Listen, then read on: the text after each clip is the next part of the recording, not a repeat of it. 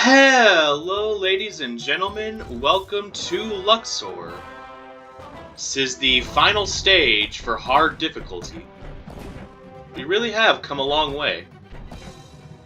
As we go up in difficulty, Set just keeps getting stronger and stronger. So, you guys know the drill by now. We gotta stop these bugs from pushing the balls into our pyramid, and if we don't stop them, then Egypt is gonna be ruined. So how are all of you guys doing today? You guys doing good? Hope so. Hope you guys are happy. Hope you guys are healthy. Hope everyone's having a great day today. And that there's good vibes all around. So I've actually got a bit of a work update. So our AGM, Mimosa, pretty soon is not going to be our AGM anymore. So, the good news is, she found a man. A good man. Very respectable, very good man. He's actually in the Air Force. So, he's not really allowed to talk about what he does. So, we don't really know anything other than he's in the Air Force. But he lives in Missouri, so Mimosa is going to be moving with him, which means she won't be here anymore. So her final day is going to be August 26th. Now we got somebody else, one of our other managers, moved up to AGM at our store. So Mimosa is going to be working at a different burrito horn for a little bit, and then come back for a few days to say goodbye. Now, she's been at that burrito horn for about 7 years, and she's been there the whole time that I worked there. So it is a pretty bittersweet moment to see her go. But, you know, that's just how the cookie crumbles. That's just life. People grow and life happens and you gotta move.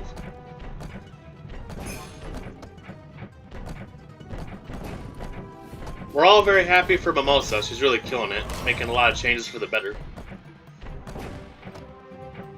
So yeah, I believe it's the 26th of August, marks the final day. Now we're gonna have to give our new AGM an alias. I can't remember if I've told any stories about her before. I gotta think for a second. I can keep a couple of these straight, but most of them kind of flip-flop. Alright. The new AGM will be officially known as, drumroll please. Oh, I shook the whole computer. Chocolate milk. Get off the screen. Our new AGM is Chocolate Milk. That is what we're going to call her. Now, Chocolate Milk has a huge strength and a huge weakness. The strength being very, very competent. She and also Mimosa obviously got these positions for a reason. Because they know what they're doing, they know how to do their job. And they're a good captain of the ship. They actually organize all the people. They know where to deploy everybody. And for the most part, the store runs smoothly.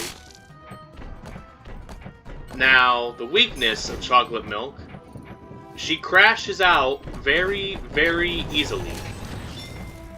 It's very easy for her to sort of enter panic mode, and then crap hits the fan. Now, we also did have a few crash outs from Mimosa, but I feel like it took a lot more for her to get to that point versus Chocolate Milk, where the crash out's more common of an occurrence.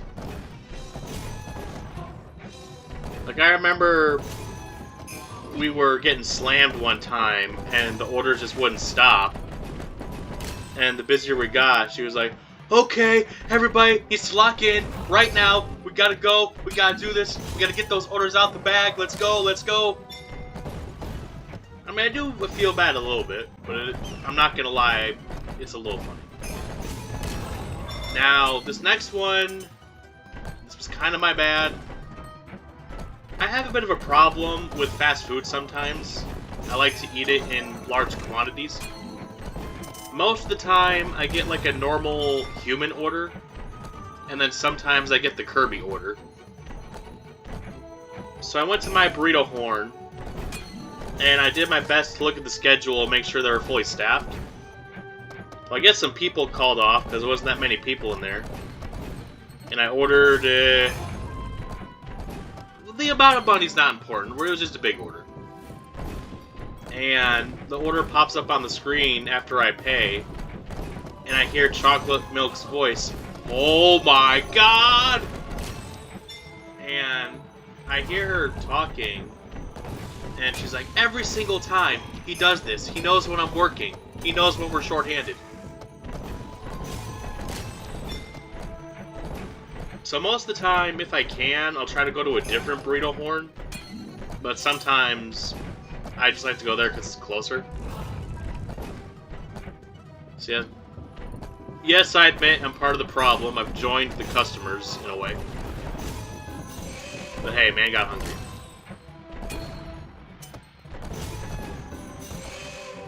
So, back to Mimosa. She frickin' got E. coli. Now you're probably wondering how that happened. So E. coli is a foodborne illness. Okay, I might get this wrong. I'm no doctor. But I think it's mostly liquids that E. coli affects, but it can also affect some foods, like onions. Like that onion scare from McDonald's a while ago. And ironically, she got the E. coli from McDonald's. So in my area, there are 3 McDonald's. McDonald's is. So there's 3 of them in my area. There's one by the highway, there's one in my town, and there's one in the next town over where my burrito horn is located. She went to Highway McDonald's. Now, I don't know what her order was, but I think she had a McFlurry. Now, you know they don't clean their ice cream machine, so maybe that was what was tainted. Or maybe she got some bad onions. We're never gonna know. But shortly after she ate the McDonald's, she started having some bad symptoms, like whole body aches, like everything was hurting. She was vomiting, she was dumping, it was coming out of both ends. Overall, just not feeling the best. Now, she thought it might have been her leftovers because she ate out quite a bit that week. So I think it was also like Buffalo Wild Wings and Olive Garden. And she reheated the leftovers twice. So she thought maybe that was it. But then her symptoms kept getting worse. And our other coworker, we'll call her Macaroni. Macaroni is in school to become a nurse, so she's trying to help her out. And Mimosa is showing symptoms of, like, kidney problems. Which is really not good because, I don't know if you know this, you kind of need your kidneys. It's not optional, really. So now we're all freaking out like, this is not good, this is not okie dokie. So she ended up going, I think she started with urgent care, but eventually had to go to the hospital just to get checked out. Good news, it was not kidney problems, so we were all very thankful that that wasn't it. We had like, yep, you got E. coli. So, thanks, Ronald McDonald, you poisoned my friend. Way to go, buddy. I'm still gonna stop at your store later, though. Can you slide me a couple of those Big Macs? Maybe hold the E. coli? And then, unfortunately, the E. coli, like, went in her bladder, got a UTI. Now, like I said, I'm not really an expert on foodborne illnesses, so I don't know, like, what E. coli all does specifically, but that's what it did to her.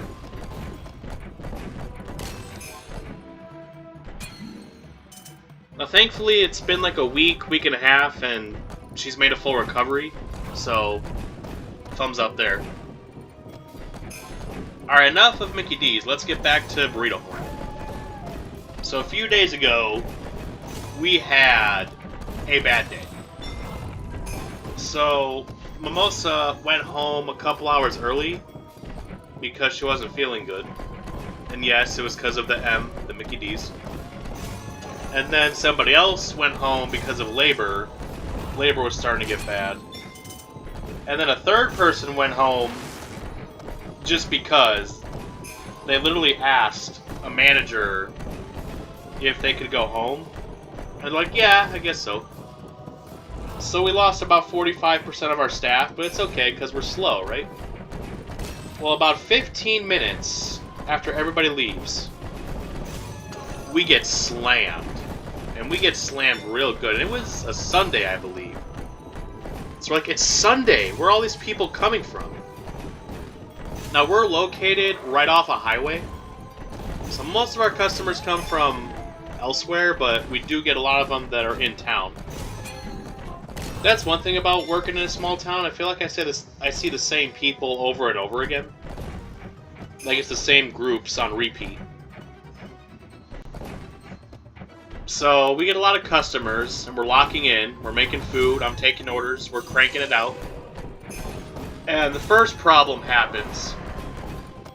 And I'm making fries. The fries come out of the fryer. I season the fries.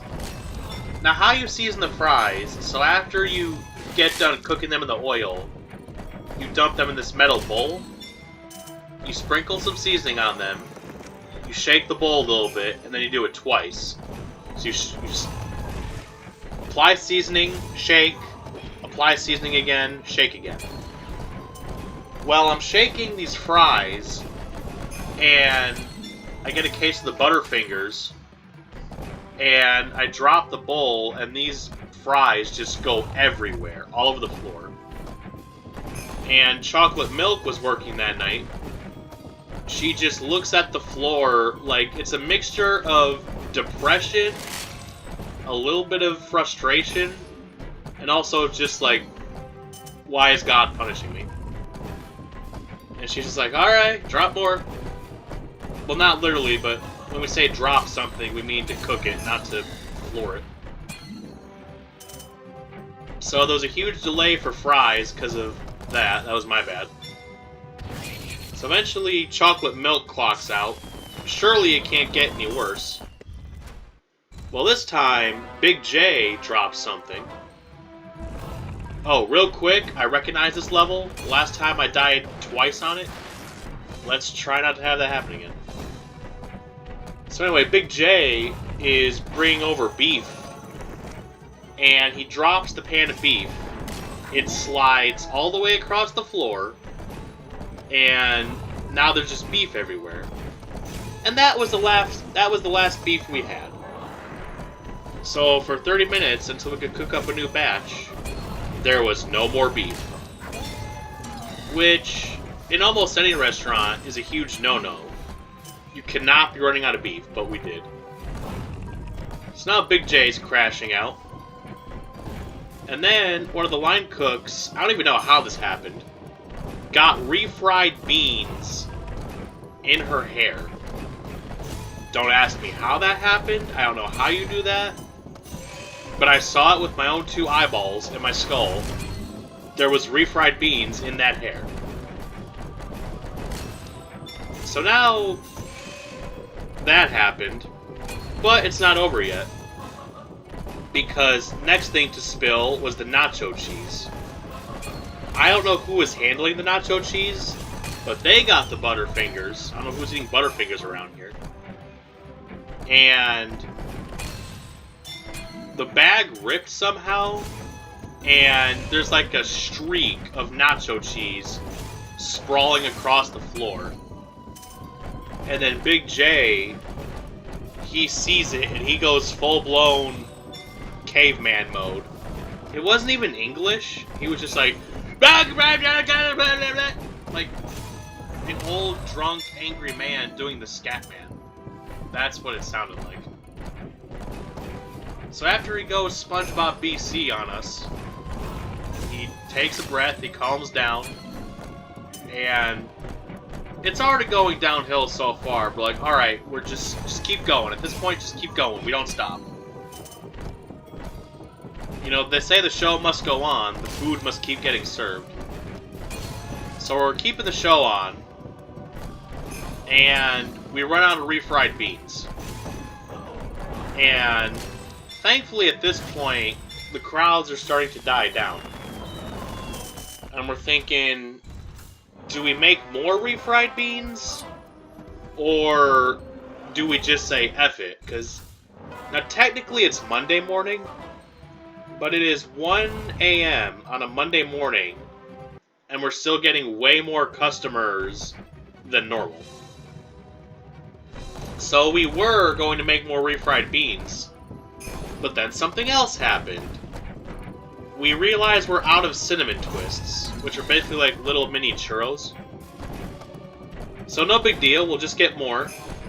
So we keep big bags of these cinnamon twists in the on a shelf, and then you take those big bags, you transfer them to these little paper bags, and you fill the amber pan with them, and then you keep them on standby in the warmer. A warmer is basically like a fridge, but hot. So you want to keep it warm, but you're not cooking it. So I go over to where all the big bags of cinnamon twists are, and there's nothing over there. And I tell one of my managers, like, hey, no cinnamon twists. And her whole face just drops to the ground. And she walks over there, and sure enough, we both see that there's none. Whoever was on morning staff dropped the ball, and there were no cinnamon twists. So, just add that to the dumpster fire. And I think that really sent her over the edge. And she's like, you know what? F it. We got no more beans tonight. So we decided we weren't making beans. Now usually what happens, the curse we have, when we do make more refried beans, we won't get a single order with them, and we'll just be stuck with them. But all of a sudden, everybody and their father wants refried beans. Now, we would just offer them black beans, or some people were okay with just no beans. So yeah, we were lacking the beans. So finally, you know, the rush ends, and it's almost closing time. I don't even know what happened, but something must have happened. Because Big J goes caveman mode again. And ask him, like, hey, what happened? And he goes, I don't want to talk about it. So that last one, literally couldn't even tell you what happened. Ah, set. We meet again in your lair.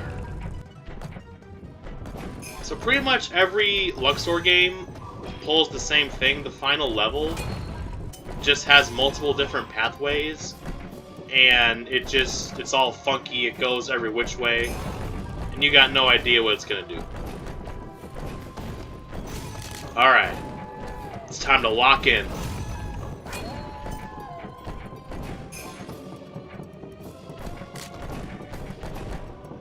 You know, Mimosa told me that once. I don't know if he did it on purpose, or if it was an oversight, but our GM, Mr. Cheez-It, he just had scheduled me and Mimosa to close one night. Which is normal, except it was a weekday that wasn't Monday. So we realized that, and Mimosa goes, alright, Matt, I need you to lock in, like, right now. And so I did. And we succeeded. We ended up leaving on time. We didn't have to, like, stay super late or something. So recently, me and Mimosa had to camp out at the Burrito Horn because these hood cleaners came to, like, clean the vents and stuff. And we didn't know if we had to wait until they left before we could leave, We tried texting and calling Mr. Cheez-It, but he was asleep. And eventually the hood cleaners were like, hey, you guys can go, you don't gotta stay here. So, thankfully we were freed. I felt like we were waiting for the new iPhone to drop. That's what it felt like, because we were just sitting in the office. Now, I don't know when they're coming, because we don't have them yet. But we're supposed to be getting new Cinnabon Delights. That's an item on our menu. We have little cinnamon-coated donut holes with cream in the middle. Very delicious. Highly recommend. But anyway, sometime soon we're getting like caramel-flavored ones. I know most people say caramel, I say caramel, so deal with it.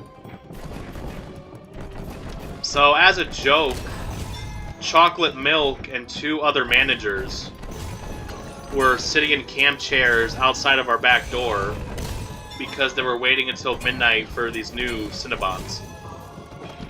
Now, obviously they knew they weren't coming because we start stuff the next day, not at midnight. But that day ended up not even being the day that we started selling them. So they're all just chilling in the back, but outside. And then later I go to take out the trash, and now they're dressed like animals. They got cat masks on, and they got tails on. So whatever helps them pass the time, I guess. Alright, you guys see that? It's the ugly-looking bug. It means these are the last of the balls. We're about to beat Luxor. Do it. Yes! Whee! Fireworks! We found all 4 jars. You know what that means. No, we're not going to sit in the thinking chair. And no, it does not mean free ice cream. It means we got to kill as many of these bugs as possible. I know you're supposed to collect the treasure that falls. All the treasure does is give you points if you want to try to go for a high score. But in my opinion, it's just more fun to crush the bugs. Especially after all the trouble they gave me. Alright, come on, you little crawlers.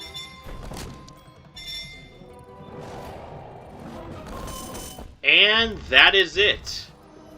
We have built the pyramid for the 3rd time and defeated Luxor. So, we've done easy mode, medium mode, and we have just completed hard mode.